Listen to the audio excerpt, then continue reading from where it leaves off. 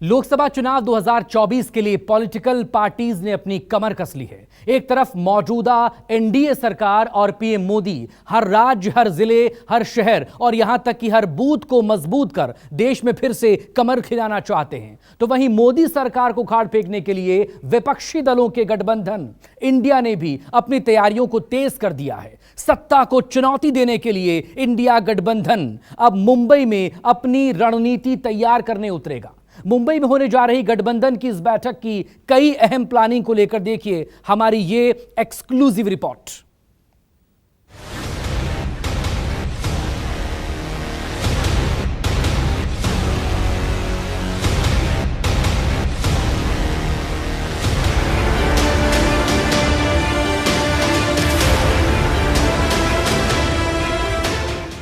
नई संसद पर कब्जे का फंडा, नई इंडिया का झंडा एजेंडा।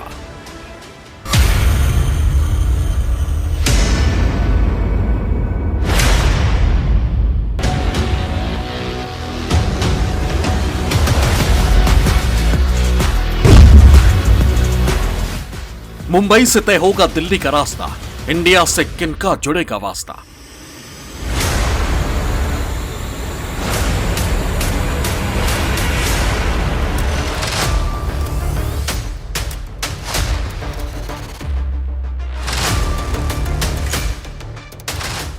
चौबीस के लिए 38 बनाम 26 की फाइट। कौन होगा लेफ्ट, कौन बनेगा राइट। –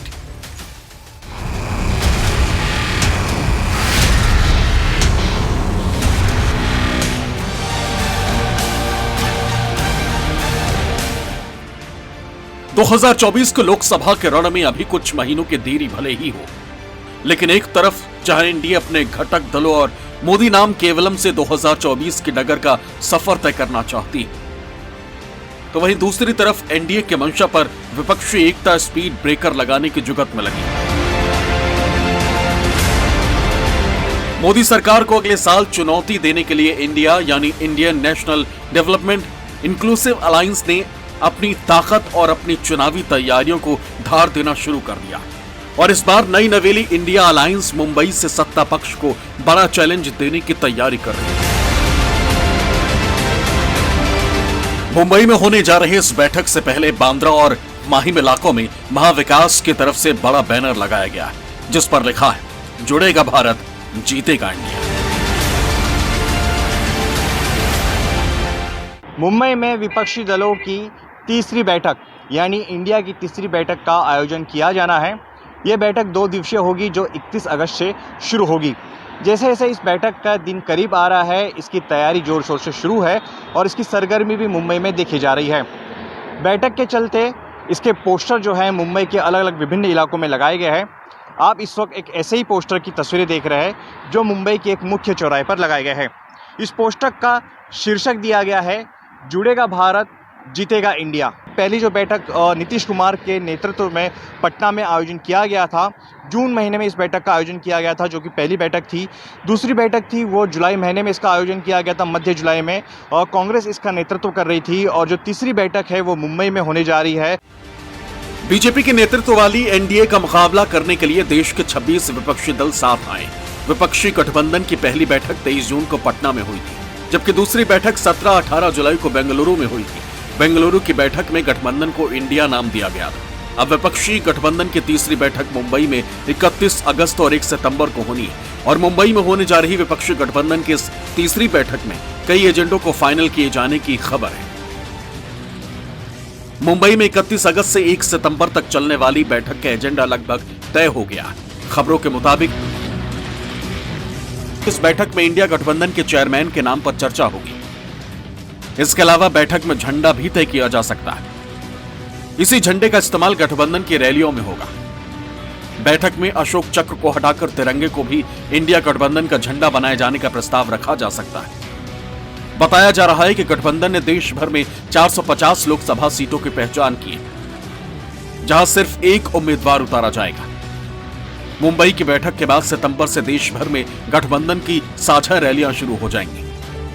इन साझा रैलियों में विपक्षी दलों के 6 से 7 प्रमुख नेता और विपक्ष के मुख्यमंत्री शामिल होंगे।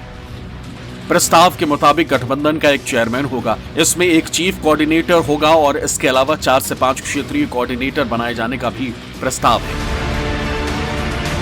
फिलहाल जानकारी यही है कि गठबंधन के कॉमन झंडे के फैसले के बाद भी राज्यों में पार्टियां अपने अपने चुनाव चिन्ह पर ही लड़ेंगी। साथ ही रैलियों और प्रचार के दौरान गठबंधन के नेता प्रधानमंत्री नरेंद्र मोदी पर व्यक्तिगत हमले नहीं करेंगे, बल्कि सरकार, बीजेपी की नीतियां, जातिगत गणना, महंगाई, बेरोजगारी जैसे तमाम दूसरे सामाजिक मसलों पर पीएम मोदी और सरकार को घेरा जाएगा।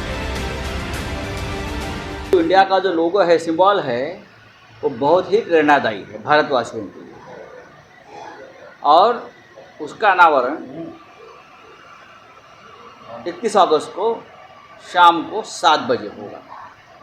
जब सभी नेतागण देश भर से मुंबई में आएंगे तो उस मीटिंग में उस लोगों का, उस सिंबल का अनावरण होगा, और ये लोगों से, इंडिया के लोगों से देश की जनता को, युवाओं को एक बहुत बड़ी प्रेरणा मिलेगी। 31 और 1 सितंबर को जो मुंबई में बैठक हो रही है, उसमें संगठनात्मक ढांचे पर, कार्यक्रमों पर, स्टीयरिंग कमेटी पर, सीट शेयरिंग को लेकर के राज्यों में कोई कोऑर्डिनेशन बनाने पर, एंड अब ऑल एक झंडा बनाया जाए सारे दलों का, उस झंडे के नीचे सब लोग चुनाव लड़ें, ये सबसे महत्वपूर्ण है। और उसके साथ ही इकट्ठी जनसभाएं भी आयोजित। विपक्षी गठबंधन की तेज होती मजबूती ने मोदी सरकार के माथे पर टेंशन की लकीरें दी। शुरुआत में जिन विपक्षी दलों के एक साथ आने पर भी संदेह था, वो दल आज न सिर्फ एकजुट हुए हैं बल्कि अपनी रणनीति से आने वाले चुनाव को और ज्यादा दिलचस्प भी बनाते जा रहे हैं। लेकिन फिलहाल बगैर कप्तान के इंडिया गठबंधन पर मोदी और उनकी पूरी ब्रिगेड हमलावर है। पिछले कुछ वक्त से नीतीश कुमार का नाम गठबंधन के संयोजक के लिए जोर शोर से सामने आया है, लेकिन नीतीश कुमार के साथ साथ इंडिया गठबंधन के बड़े नेता इस तरह के किसी भी कयास को सिरे से खारिज कर रहे हैं।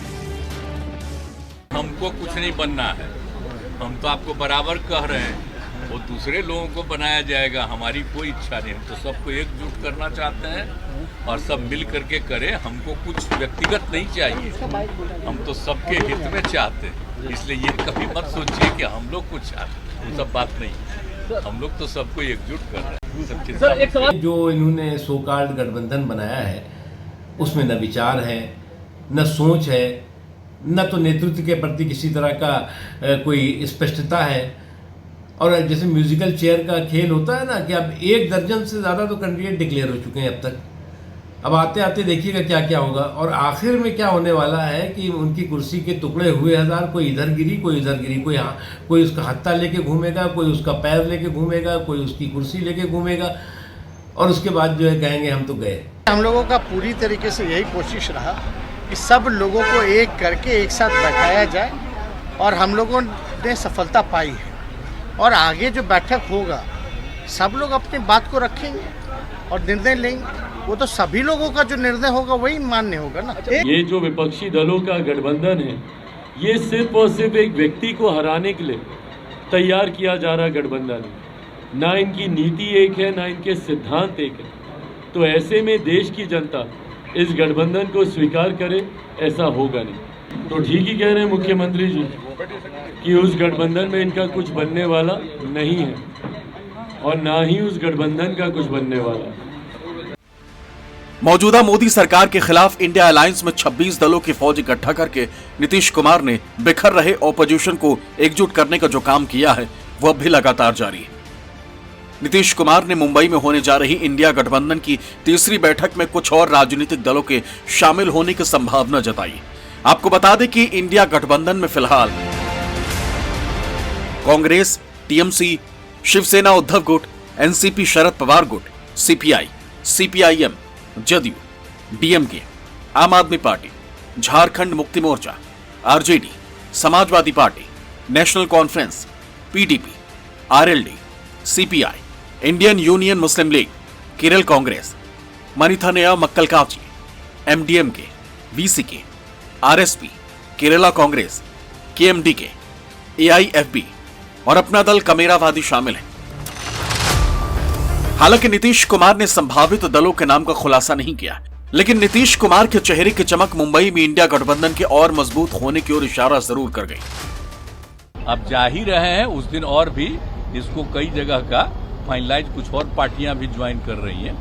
तो सब मिल करके कौन कौन कहाँ लड़ेगा, ये सब बात भी हम चाह रहे हैं कि जल्दी तय कर लें। जो मोदी साहब की जो एक अकेला सब पर भारी वाली जो मीटिंग थी 38 दलों के साथ, उनमें से 4-5 पार्टियां हमारे टच में हैं।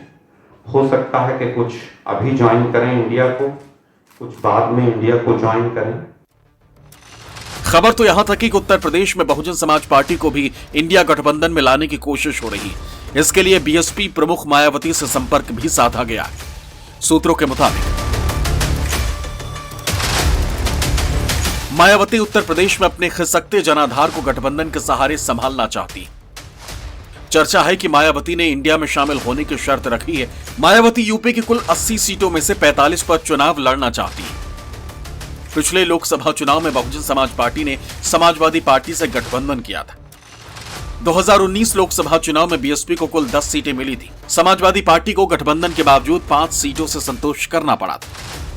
उसके बाद हुए यूपी विधानसभा चुनाव में मायावती की पार्टी बीएसपी को सिर्फ 1 सीट पर जीत मिली थी। ऐसे हालात में बीएसपी को लोकसभा चुनाव से पहले गठबंधन की जरूरत है और नीतीश कुमार के साथ बीएसपी के सांसद दानिश अली की मुलाकात के भी यही मायने निकाले जा रहे हैं कि मायावती भी इंडिया गठबंधन का हिस्सा होंगी।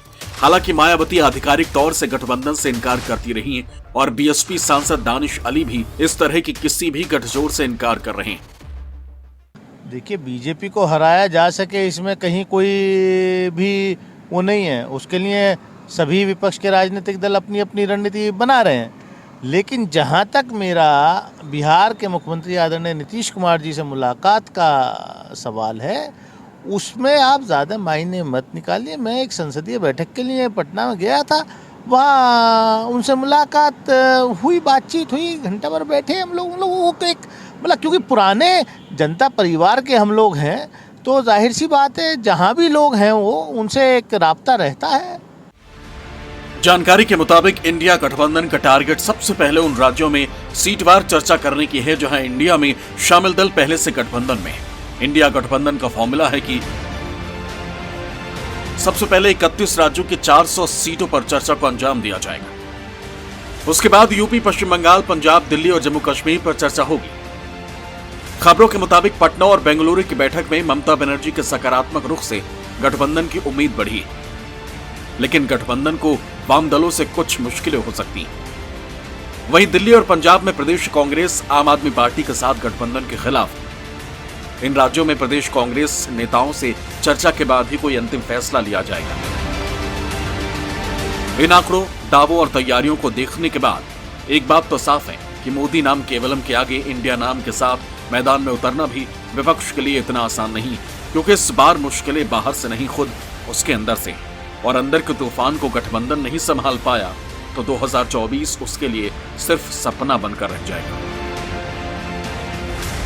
Bureau report, news 24।